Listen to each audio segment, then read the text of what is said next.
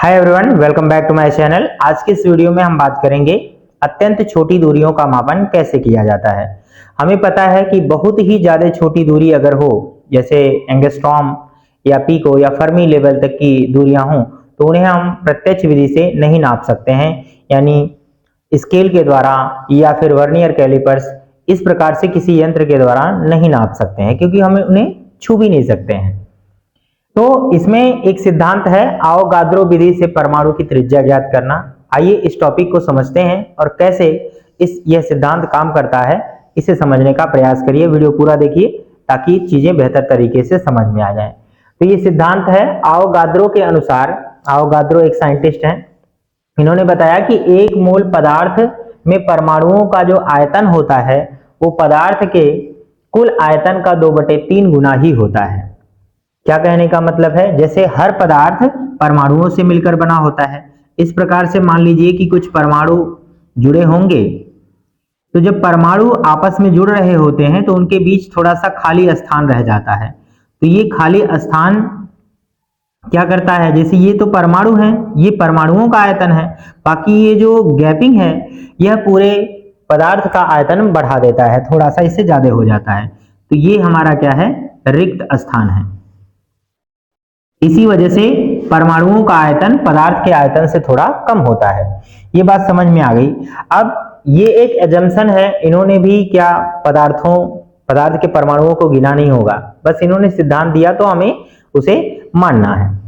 तो एक मोल पदार्थ में परमाणुओं का आयतन बराबर क्या हो जाएगा, 2/3 गुणे पदार्थ का कुल आयतन। ये इसी कथन का फॉर्मूला है, आप इसे इक्वेशन नंबर फर्स्ट मान के चलिएगा।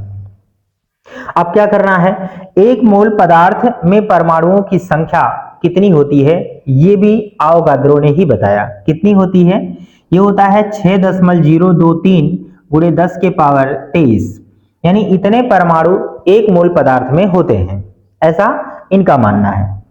अब हम यहां पर इसे थोड़ा आगे प्रोसीड करेंगे। माना परमाणु की त्रिज्या क्या है, r है, स्मॉल r हमने कंसीडर कर लिया। तब क्या होगा, एक मोल परमाणुओं का क्या आयतन होगा। हम क्या कह रहे हैं, एक मोल पदार्थ है, उसमें कुल परमाणुओं का आयतन हमें पता है कि पूरे पदार्थ से कम ही होगा। तो कितना होगा, पहले एक परमाणु का आयतन और गुणे जितने परमाणु हैं उनका हम मल्टीप्लाई कर लेंगे। इतना परमाणु है तो क्या हो जाएगा, एक परमाणु का आयतन क्या होगा, 4/3 पाई r क्यूब होगा। ऐसा क्यों, क्योंकि हम जानते हैं कि परमाणु गोलाकार होता है और गोले का आयतन होता है 4/3 पाई r क्यूब। ये एक परमाणु का है। अब परमाणुओं की संख्या इसमें कितनी है दोस्तों, n है, तो हम n का यहाँ पे मल्टीप्लाई कर देंगे। तो ये हमें पता चल जाएगा कि एक मोल परमाणुओं का आयतन कितना है। क्लियर है। अब यहाँ पे मान लेते हैं कि माना एक मोल पदार्थ का द्रव्यमान कैपिटल M है। ये जो द्रव्यमान है वो किलोग्राम में नहीं होगा, ये परमाणु भार की बात कर रहे हैं क्योंकि छोटी बातें हैं। तथा पदार्थ का घनत्व कितना है, रो है। ये रो हमने बताया है। ये तो हमने परमाणुओं का आयतन निकाला ना। अब हम समझते हैं कि पूरे पदार्थ का आयतन क्या होगा। तो लिखते हैं पदार्थ का आयतन, पदार्थ का कुल आयतन कितना हो जाएगा। देखिए आयतन बराबर होता है द्रव्यमान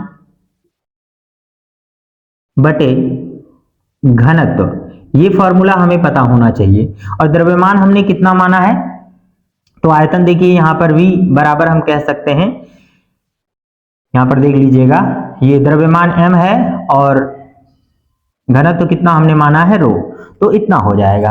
क्लियर है बात। आ जाइए अब इसको समीकरण 1 में रख दीजिए। लिखते हैं समीकरण 1 से। समीकरण 1 में हम क्या करेंगे, एक मोल पदार्थ में परमाणुओं का आयतन इधर लिख देंगे, तो जो कि आपको यहां पर दिख रहा है। तो ये हमारा हो जाएगा n इंटू 4/3 पाई r क्यूब बराबर, इधर क्या है 2/3 लिख देंगे और गुणे में पदार्थ का आयतन कितना है, m/रो। तो यहां पर लिखा जाएगा m/रो। अब इसे थोड़ा सा सॉल्व कर लीजिए, 3 से 3 कैंसिल हो जाएगा, 2 1 जा 2, 2 2 जा 4 हो जाएगा और कुछ नहीं कट रहा है। तो हमने देखा कि ये वैल्यू क्या दे रही है, r क्यूब बराबर, हमें त्रिज्या ही निकालना है तो बाकी चीजें उधर भेज दी जाएंगी, n 2 और पाई, यानी ऊपर रहेगा m और ये 2 पाई n नीचे आ जाएगा, तो यहां पर लिखेंगे 2 पाई n और ये रो पहले से है तो इतना लिख लिया जाएगा। ओके, सिर्फ आपको त्रिज्या चाहिए, तो त्रिज्या r बराबर क्या हो जाएगा, यहां पर देख लीजिएगा, दैट इंप्लाइज r बराबर ये हमारा होगा m upon 2 pi capital N रो, और ये 3 घात यहां से हटाएंगे तो इस पर पावर क्या हो जाएगा, 1/3 हो जाएगा। ये त्रिज्या ज्ञात करने का फॉर्मूला हो जाएगा। ओके, इस प्रकार से हम क्या कर सकते हैं, अवोगाद्रो विधि से किसी परमाणु की त्रिज्या निकाल सकते हैं। काफी अल्प दूरी है, इंपॉर्टेंट है क्लास 11th के लिए। अगर वीडियो अच्छा लगा हो तो प्लीज वीडियो को लाइक, शेयर और चैनल को सब्सक्राइब करके जाइएगा कि ऐसे वीडियो आपको मिलते रहेंगे।